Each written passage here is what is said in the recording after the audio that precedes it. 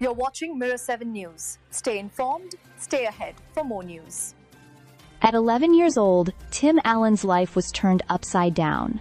His father, Gerald M. Dick, was killed in a car crash in 1964 after being struck by a drunk driver. For more than 6 decades, Allen carried the weight of that night, the grief, the anger, and the inability to forgive the man responsible. He often admitted that November, the month of his father's death, was a season he came to dread. The pain shaped him, followed him into adulthood, and left scars that even therapy could only partially ease.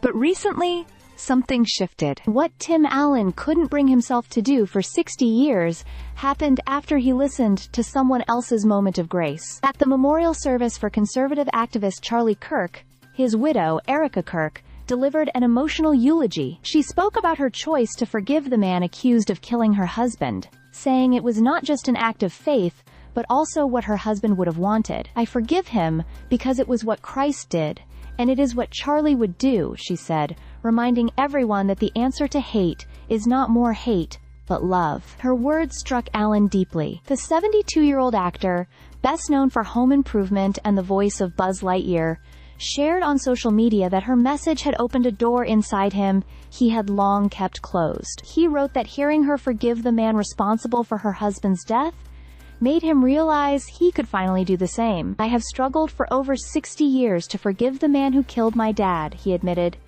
"I will say those words now as I type.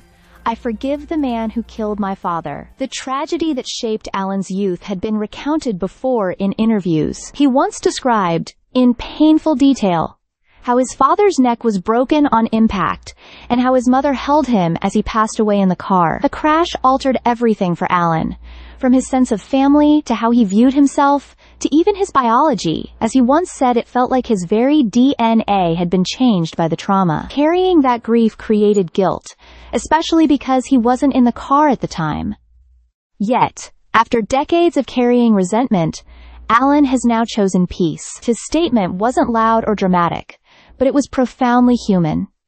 Forgiveness, in his words, finally felt possible because someone else's courage lit the path. For Allen, it seems that forgiveness wasn't about forgetting the past, but about releasing its hold on him. After all these years, he has given himself permission to let go of the bitterness and step into peace.